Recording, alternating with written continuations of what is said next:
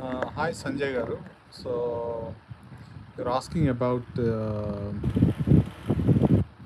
gastroscopy and colonoscopy. I'm uh, I'm happy to see you tomorrow for the procedure if you're free, and you can take the bowel preparation from today. So మీకు okay అనిపిస్తే రేపు morning రండి. దానికి bowl preparation కావాల్సిన information మీరు 8008528800 ఆ నెంబర్కి contact చేయండి. వాళ్ళు క్లారిఫికేషన్ ఇస్తారు మీకు, if that's all right with you. Okay, నేను రేపు ఉంటాను. ఈ లాస్ట్ 2 days నేను కొద్దిగా బిజీగా ఉన్నాను, but I'm available from tomorrow. So ఒక్కసారి జస్ట్ ఆయన సంజయ్ గారి ఇన్ఫర్మేషన్ నన్ను అడిగారు కాబట్టి I'm going to talk about constipation.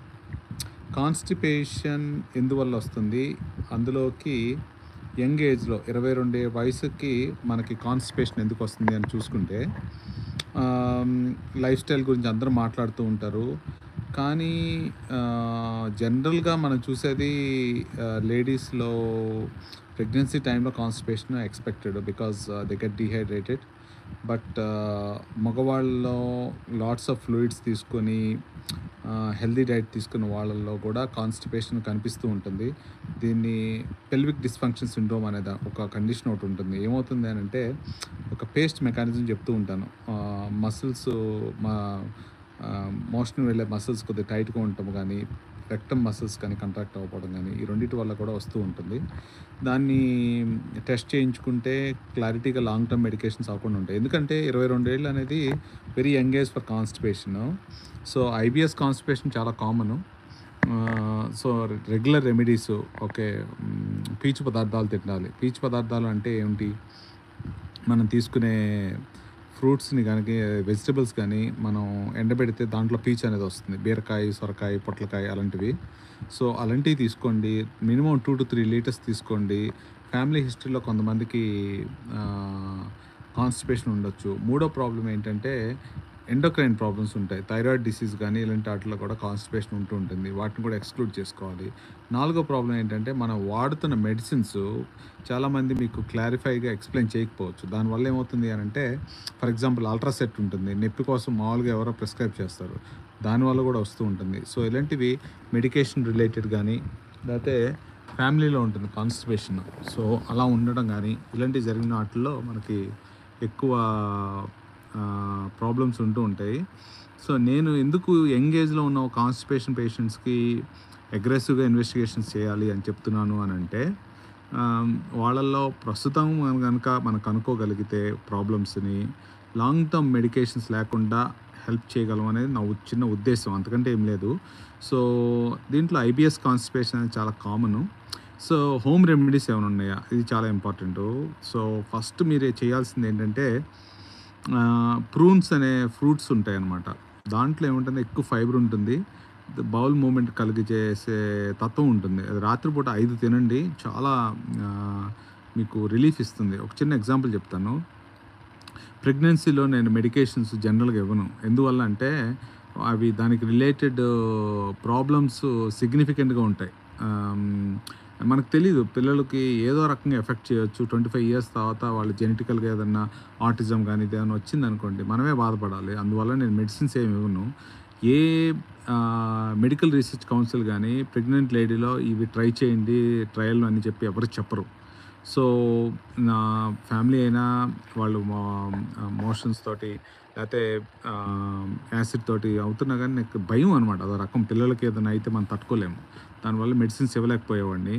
వాళ్ళకి ఏం చెప్పానంటే ప్రూన్స్ తినమ్మా అని చెప్పాను.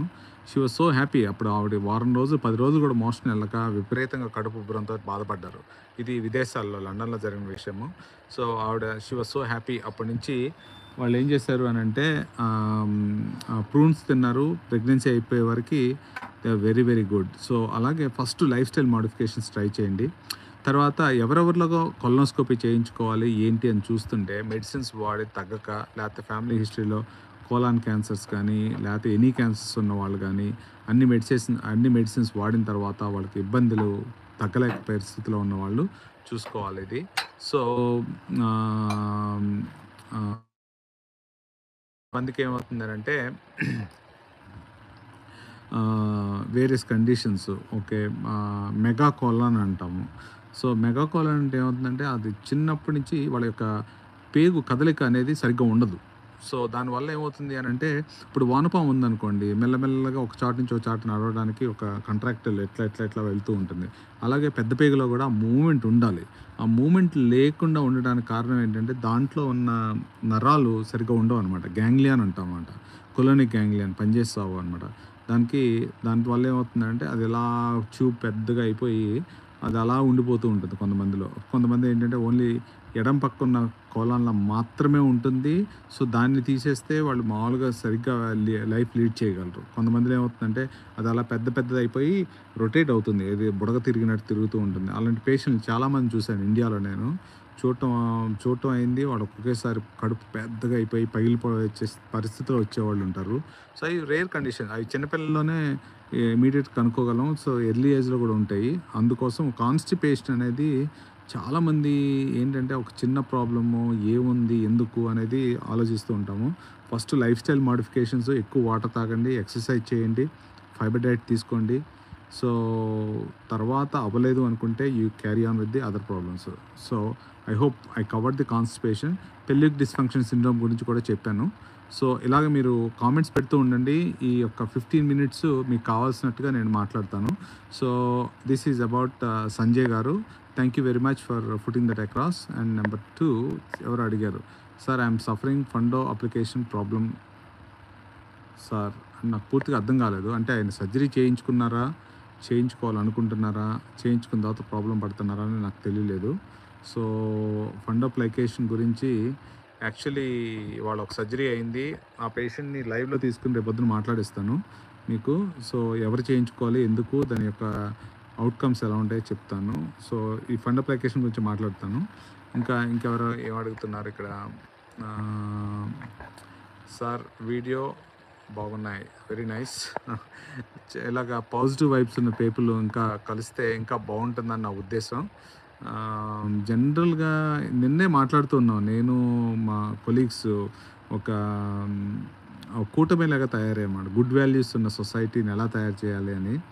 జేడి లక్ష్మీనారాయణ గారు, జయప్రకాష్ నారాయణ గారు, శ్రీధర్ గారు, ఇట్లాగా కొంతమంది మాట్లాడుతూ ఉన్నాము. చాలామంది చెడు మాట్లాడటము జనరల్గా మనం నలుగురిలో కూర్చున్నప్పుడు ఇది బాగాలేదు, అది బాగాలేదు, దాన్ని ఎలా బెటర్ చేసుకోవాలి అనే పదం వదిలేసి ఫేస్బుక్‌ల్లోనూ, యూట్యూబ్‌ల్లోనూ చెడు రాయటం అనేది ఒక కామన్‌గా అయిపోయింది. నేను ఈ కల్చర్‌కి అలవాటు పడలేదు.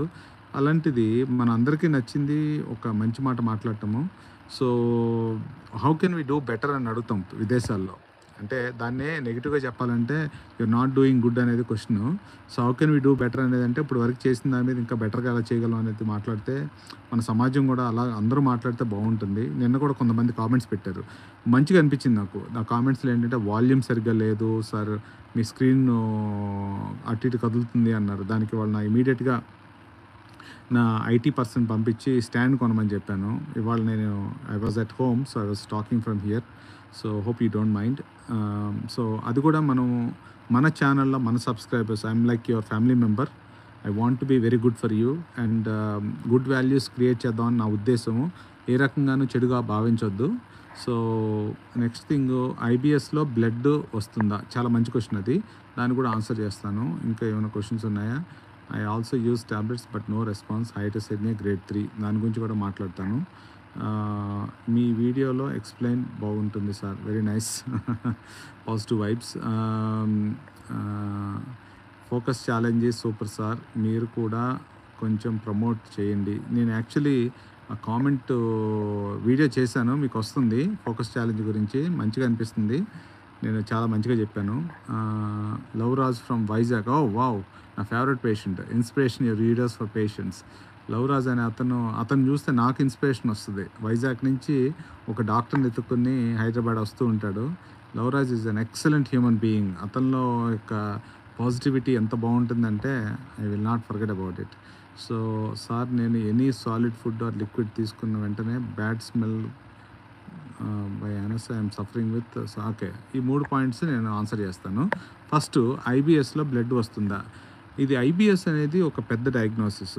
డాక్టర్లకే చాలా అదొక బ్లాక్ హోల్ అంటాం అనమాట. చాలామంది వినే ఉంటారు. సరే ఏంటి ఇరిటబుల్ బౌల్ సిండ్రోమ్ అనే పదాన్ని ఎవరు కనుక్కున్నారో నాకు తెలీదు గానీ ఐబీఎస్ అనే ఆ పదాన్ని యాక్చువల్లీ మార్చాలని నేను చెప్తూ ఉంటాను. మా డాక్టర్స్‌కి తెలియని డిసీజ్ అది.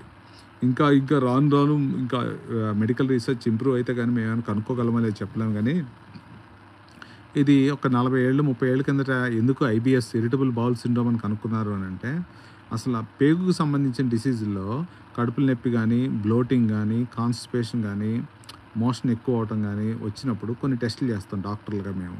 ఏదో గ్యాస్ట్రోస్కోపియో, కొలనోస్కోపియో, అల్ట్రాసౌండో, సీటీయో చేస్తాం. వీటిల్లో ఏది ఫిజికల్‌గా ప్రాబ్లమ్ లేదు అనంటే, దాంట్లో తేడా లేదు అనుకున్నప్పుడు అది ఫంక్షన్‌కి సంబంధించిన తేడా అని చెప్తాం అనమాట. అంటే అది నార్మల్‌గా చేయాల్సిన ఫంక్షన్ అది చేయట్లేదు కాబట్టి ఫంక్షనల్ బౌల్ సిండ్రోమ్ అని చెప్పి ఒక క్లాసిఫికేషన్ తీసుకొచ్చారు. ఎందుకంటే మాకు తెలియట్లేదు. యాక్చువల్లీ డాక్టర్లు తెలియని పదమే functional bowel syndrome are IBS irritable bowel syndrome. ఈ 2 రకాలుగా సినానిమ్స్‌గా చెప్తాము. దానికి ఇంకా ఇంకా కొత్త డయాగ్నోసిస్ యాడ్ అవుతూ ఉన్నాయి. యాడ్ అవుతున్నాయి అంటే తర్వాత ఏం చేస్తాం, హైడ్రోజన్ బ్రెత్ టెస్ట్ అని చేస్తాం. దీంట్లో ఏం చేస్తామంటే చిన్న పేగులో బ్యాక్టీరియా ఉన్నప్పుడు అది మనం తీసుకునే ఆహారం అది కూడా తీసుకొని మనకు అవసరం లేని కాంపౌండ్స్‌ని ప్రొడ్యూస్ చేయడం వల్ల బ్లోటింగ్ రావడమో, లేకపోతే విరోచనాలు రావడమో ఇలాంటివన్నీ జరుగుతూ ఉంటాయి. సో, వీటికి సంబంధించి ఆ టెస్ట్‌లు వచ్చినాయి. సో, తర్వాత small intestinal bacterial over growth అనే డయాగ్నోస్ ఒకటి వచ్చింది. కొంతమందిలో ఏంటంటే ప్యాంక్రియాస్ సరిగ్గా పనిచేయదు. దానివల్ల మనం తీసుకున్న ఆహారం డైజెస్ట్ అవ్వకపోవడం. సో, దానికి సంబంధించిన టెస్టులు కొద్దిగా ఎక్కువ చేస్తున్నాం. మూడోది ఏంటంటే ఎస్పెషల్లీ మోషన్ ఎక్కువ వచ్చే పేషెంట్స్ ఉంటారు. వాళ్ళల్లో చిన్న పేగు, పెద్ద పేగు జాయిన్ అయ్యే ప్లేస్‌లో బైల్ యాసిడ్ అనేది అంటే పసర్లాగా వచ్చేదాన్ని 80% అబ్జర్వ్ అవుతుంది. అది అబ్జర్వ్ అవ్వనప్పుడు పెద్ద పేగులోకెళ్ళి అక్కడున్న బ్యాక్టీరియా ఈ యొక్క పసరుని తినటం వల్ల టాక్సిన్స్ కింద వస్తుంది. వాళ్ళలో డయేరియా గానీ, ఇరిటబిలిటీ గానీ వస్తూ ఉంటుందనమాట. దీన్ని బైల్ యాసిడ్ మాల్ అబ్జార్ప్షన్ అంటారు. సో, వాటికి కూడా టెస్టులు వచ్చినాయి. సో, ఆ టెస్టులు కొద్దిగా ఎక్స్‌పెన్సివ్ ఉంటే నేనేం చేస్తానంటే ఒక 5 రోజులు ట్రయల్ ఆఫ్ మెడికేషన్ ఇస్తాను. బెటర్‌గా ఉంటే తర్వాత వాళ్ళకి కన్జర్వేటివ్ మేనేజ్‌మెంట్‌లో ఏం చేస్తానంటే, మీరు ఎప్పుడన్నా బయటికి ఊర్లు వెళ్ళేటప్పుడో, కార్లు ఎక్కేటప్పుడో, బస్సు ఎక్కేటప్పుడో మీరు దారిలో ఆగకుండా ఉండడం కోసం ఆ టైంలో యూజ్ చేయండి. ఎందుకంటే దాని యొక్క మెడిసిన్ ఎంత నాకు తెలిసి ఒక రూ. 45 ఎంతో ఉంటుంది ఒక్కొక్క సాషే. ఎందుకు వేస్ట్ చేసుకోవడం. ఇంట్లో దగ్గరలో ఉన్నప్పుడు మనకు తెలిసిన డైలీ రొటీన్ ఉన్నప్పుడు వేస్ట్ చేయొద్దు అనేది నా ఉద్దేశం. ఎందుకంటే అది టేస్ట్ కూడా అంత గొప్పగా ఉండదు. సో, అది. So, this is called irritable bowel syndrome.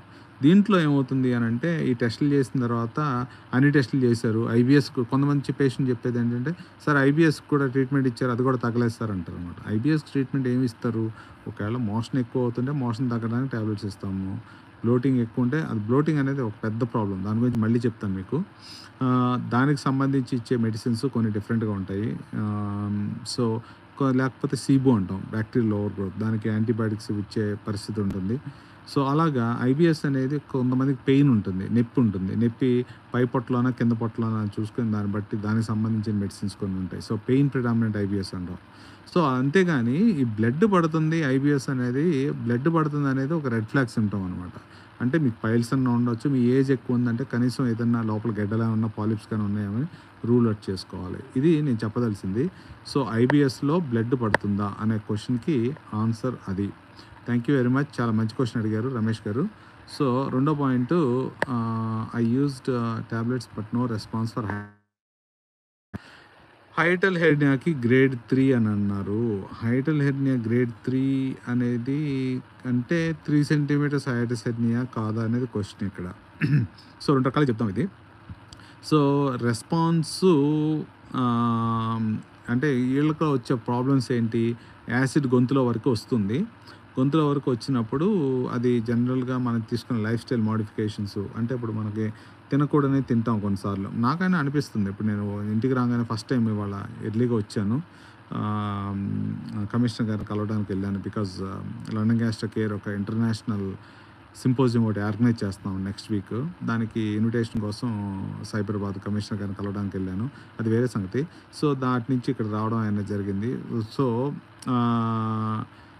నేను చెప్పేది ఏంటంటే, సరే ఇంటికొచ్చాను కదా! ఫస్ట్ టైము ఏదో ఫుడ్ తిందాం అని చెప్పి నేనైనా భారతీయుడినే ఏదో పునుగులు తినాలనిపించింది. పునుగులు ఫ్రైడ్ ఫుడ్.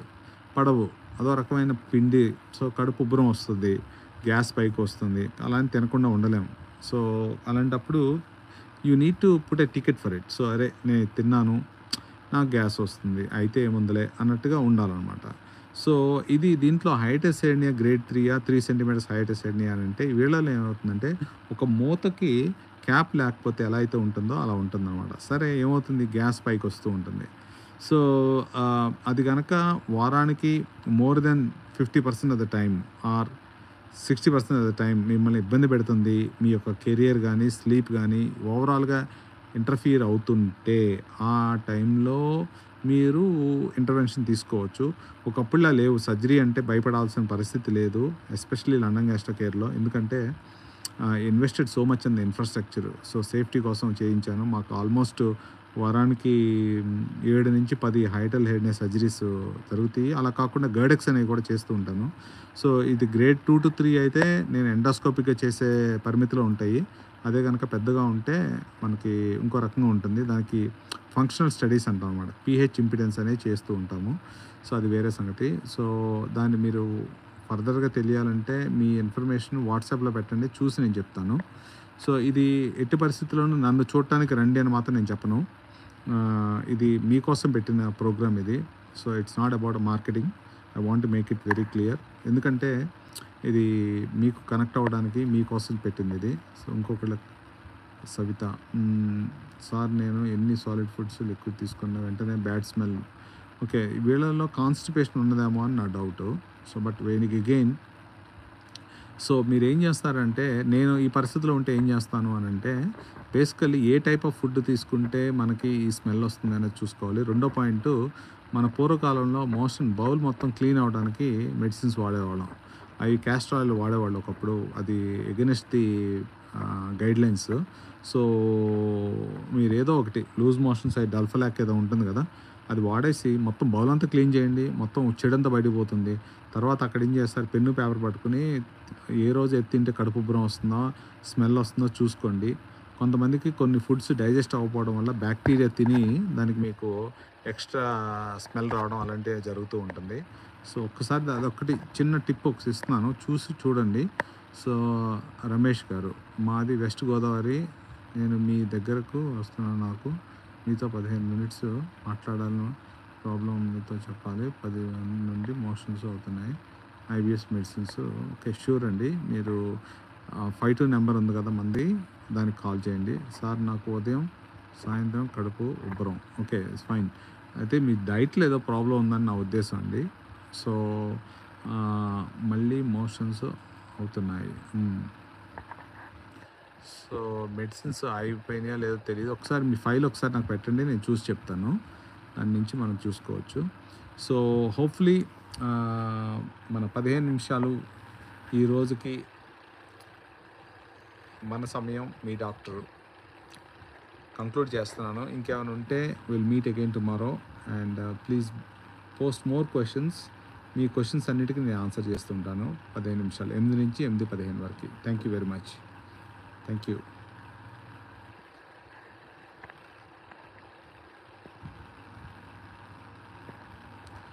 ఒక చిన్న క్వశ్చన్ ఒకటి అడిగారు అనిల్ కుమార్ గారు. టెన్షన్ పడుతున్నట్టున్నారు. హైటిస్ హెర్నియాకి సర్జరీ కంపల్సరీయా? నేనైతే చెప్పనండి. ఎందుకంటే చాలా కామన్ ప్రాబ్లం ఇండియాలో. సో, అందరూ సర్జరీ చేయించుకుంటే ఇక నాకు తెలిసినంత వరకు 60% ఇండియన్స్ అందరూ సర్జరీ చేయించుకోవాలి. విదేశాల్లో నేనైతే సర్జరీ అందరికీ రికమెండ్ చేయను. క్వాలిటీ ఆఫ్ లైఫ్ ఇండెక్స్ క్వెషనియర్ అని ఒకటి ఉంటుంది. సో, నా ఉద్దేశం నేను ఇక్కడ ఇండియా వచ్చిన తర్వాత చూసింది ఏంటంటే మన ఫుడ్ కొద్దిగా స్పైసీగాను, రుచికరంగాను, అది కొద్దిగా కడుపు ఉబ్బరం కాసేసే ఫీలింగ్‌లో ఉంటుంది కాబట్టి మనం ఎక్కువ సఫర్ అవుతూ ఉంటాము. సో, అందు గురించి నేను కొద్దిగా అగ్రెసివ్‌గా వాళ్ళకి సజెస్ట్ చేస్తున్నానేమో అన్న ఉద్దేశం. అంతకంటే ఏం లేదు. ఎందుకంటే వాళ్ళు తినలేని పరిస్థితి. ఒక్కసారి మీ రిపోర్ట్స్ నాకు వాట్సాప్ చేయండి. నేను చూసి మీకు రిప్లై ఇస్తాను. Thank you. Okay. I'll take a good buy from here. Thank you. And moreover, you want to get engaged more, please subscribe to London Gastro Care YouTube channel.